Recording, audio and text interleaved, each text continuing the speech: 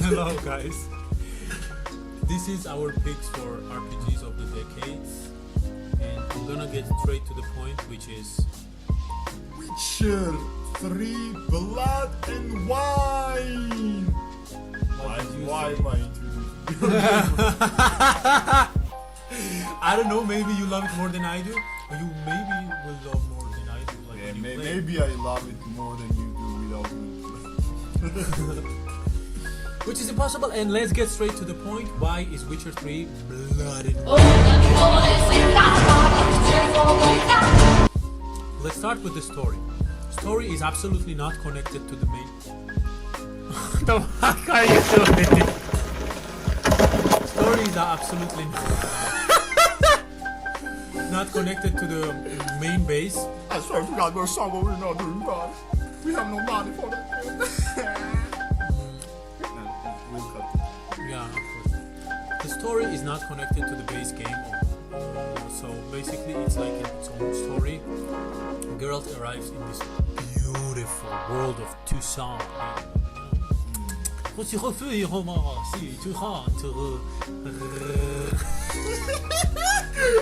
That's good. Okay. Okay, so basically, the story consists of Geralt arriving and trying to kill a monster, but he doesn't know who the monster is. Well, spoiler alert, it's a fucking vampire. So, well, you try to capture this vampire, but he's too powerful because he's an ancient vampire. There's like no vampires in this game, but it doesn't matter because they learn the lore to know more about the story of Blood and Wine. But either way, the story is absolutely amazing. Like all Witcher games, your choices make a huge influence on the world. You go throughout these huge choices while doing the campaign, like not only in the choice matter, but also how you're gonna treat every character, you know? Like, do your choices actually influence how the story is gonna play out? of course they're gonna influence this, how the story is gonna play out, because this is a Witcher. About the progression, like to access the DLC itself, Blood and Wine, this is like a little annoying in my opinion, if you ask me, because to access it you need to reach a 30 or 35 levels, which is like, for example, I want to do DLC before I finish the game, which I always do, because like when I finish the game I rarely continue playing it if it's not that good. But either way, I wanna do DLC before I finish the game. DLC sounds like some hardcore drug. when you think about it, actually DLC actually sounds like a grind. DLC. DLC gave me the best trip on that.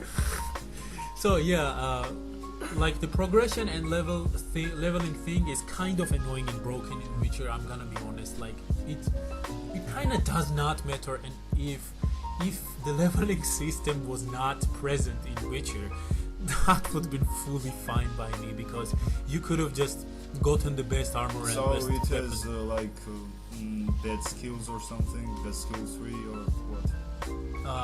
What it does have best is I mean bad. I just mispronounced.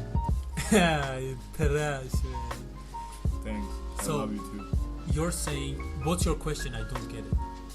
So it has a bad skill tree or something? Bad progression, bad leveling system. Oh. Like, I want it to not exist Why? at all. Because if it didn't exist, like imagine, Is it you know, shallow? it's an RPG, you know. So yeah. in RPGs, when you get the armor, you get the armor of the level you are. Yeah. So it's one of those RPGs. That's how RPGs work. Yeah, it's one of those RPGs. Not all RPGs work like that. By the way. Like, for example, there are some broken weapons in RPGs that no matter what level are you get it, and it's overpowered, which makes sense.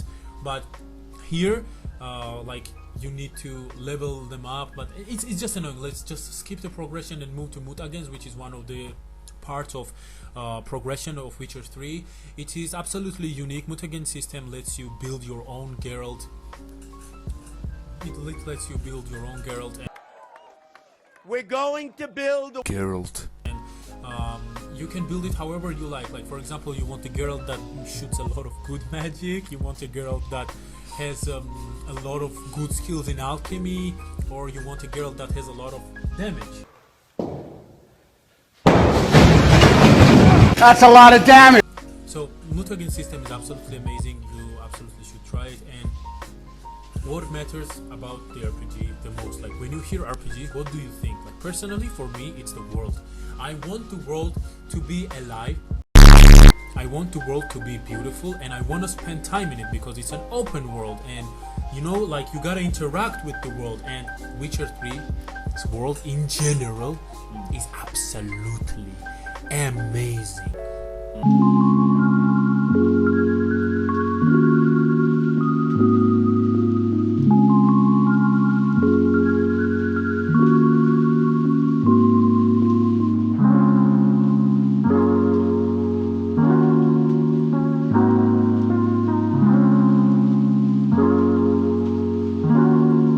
It's like a chaos emerald. Shadow, bring me the chaos emerald. So basically, the world itself is absolutely amazing. Sometimes, like throughout the game when I was playing it, I legit did not believe that this was a real thing, and I did not believe that how can someone make this? How? This is too beautiful. I was shocked, man. Throughout the game, I found so many places that I literally just wanted to stand and enjoy the moment. There is so many places like this that are so breathtaking. You're breathtaking. Yeah, I like how you know that the world is good. And not only that, Blood and Wine has this own like big open world, it also has, let's say, a sub-open world. I'll call them sub-open world because there's like two of them. Like there is a cave and a fable world, which are absolutely beautiful by its own manner. Like it does a lot of good things, and the fable world, in my opinion, is absolutely the best the Witcher 3's visuals have achieved. It has everything that you need in a RPG. It is the most beautiful thing I have seen in a lot of years, in a lot of games, and I want you guys to get into the game. I want you guys to enjoy it yourself, and then you'll judge it by yourself, and I'm sure it's gonna be your best experience. So without further ado, like, get the game, play it, and let's get into the choice of my boy right here. His choice of game of the decade in the RPG genre is Undertale, the most underrated of 2015! By the way, I just realized... chill. All right, everyone. Chill. By the way, I just realized that both Undertale and Witcher 3 came out at the same year. 2015 maybe, yeah? Oh, I just remembered. The Witcher 3 was 2013. Who cares? Anyway, the Undertale, the internet was very kind to inform us all about the beautiful game called Undertale. We all seen it. We all seen the memes. We all seen the Megalovania and Sans The doing everything. overused Sans memes are everywhere, man, everywhere. And for very, like, few occasions in this world that happens like this, that something really good comes out and people actually love it and it sells. No, that's and just you. Like, one thing about him is he's like, usually he loves the stuff that a lot of people don't, so he thinks that people are wrong, which in most cases... Espadrilme geldi.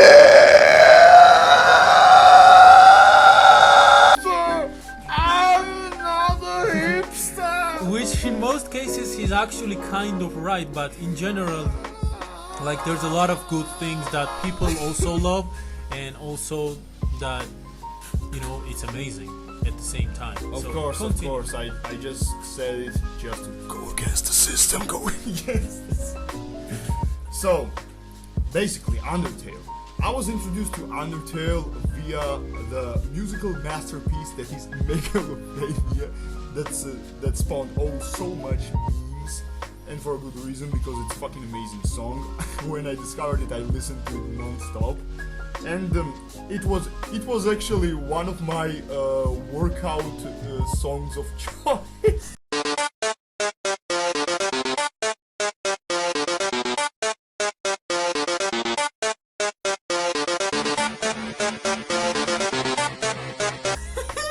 At some point, no jokes. That I did not expect anyone listen to Megalovania while they're working out. That actually pumps me up, man. When the like beat drops and the guitar comes in, come on, like that shit is fire.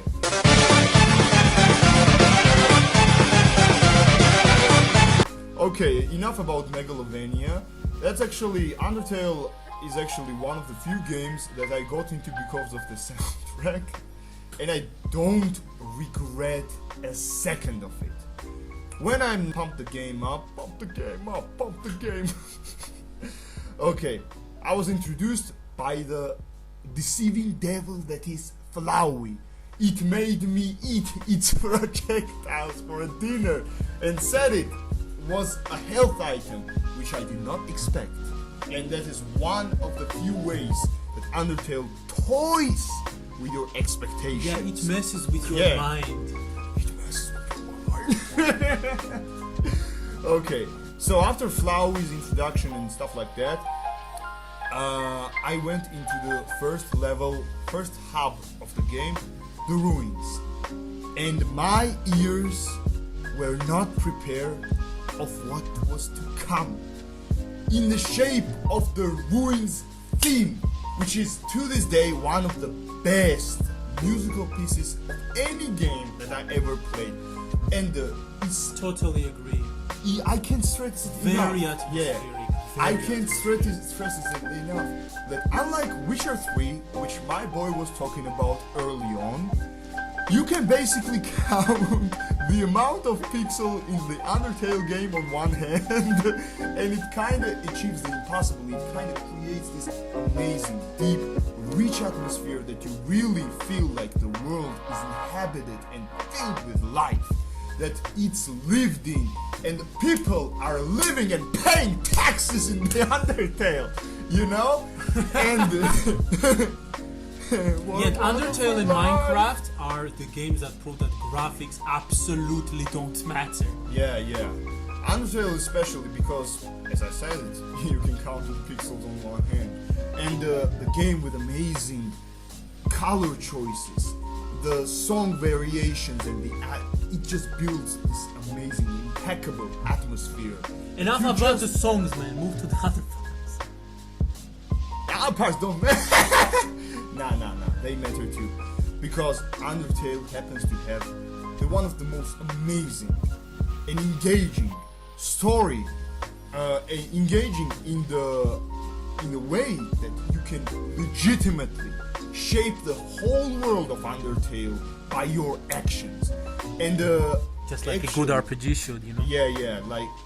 And come to think of it, there are legitimately so little RPGs around the world that lets you shape the universe and has the real tangible morality system, in which game kind of encourages you to killing some of the characters off because they are so damn annoying. Yeah, we are used to it, and they're so hard to figure it out, and every fight is like a psychological puzzle of you juggling with your own moral compass, of which like you really want to keep them alive, but on the other hand they will like kill them, it's easier. Shout out to my friend just gave a birth to a kid.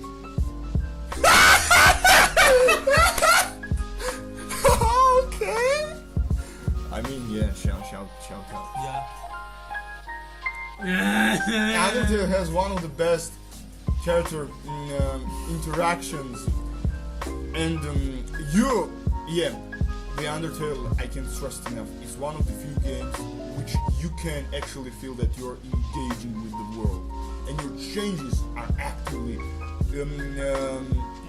influencing the change around the world. Okay, so yeah, basically that. And by the way, Undertale has a tear-jerking story. It is so amazing. end of the story, I was like crying so much. I honestly thought I was seeing my neighbors from the floor down below and shit. And Very emotional, man. Very yeah, emotional. very emotional. If you don't get emotions throughout the story and throughout the game, You're dead inside. you're absolutely dead inside. You don't have feelings. Yeah, you don't have basically, a heart. yeah. And Undertale, I mean, I even struggle to talk about it because everything, it just nails everything, basically. Yeah, I like, maybe one complaint I can give it is that it kind of lacks in the production value and kind of graphics and stuff like that, but that's to be expected, cause it's done by one dude! Put the respect on the name. And and you should yeah, huge developers, huge publishers, pay attention. This is how you build a lived-in world, a good world that actually engages fan base and spreads the love through the memes. Exactly. Love And- memes. Be alive. And also, someone please hire that guy. I mean, seriously, someone please, some major developer needs to You hire know, that at guy. some Yeah. point, I think he's gonna be so huge that he's gonna be the one who's gonna be the hiring some stuff, man. Yeah! He's Yeah! absolutely amazing. Oogie, oogie, oogie, oh, yeah, yeah. And furthermore, this game needs no hard sell at this point. 10 out of Yeah. 10, best game ever Buy made. it, get married to it, pay taxes with it. And we're out.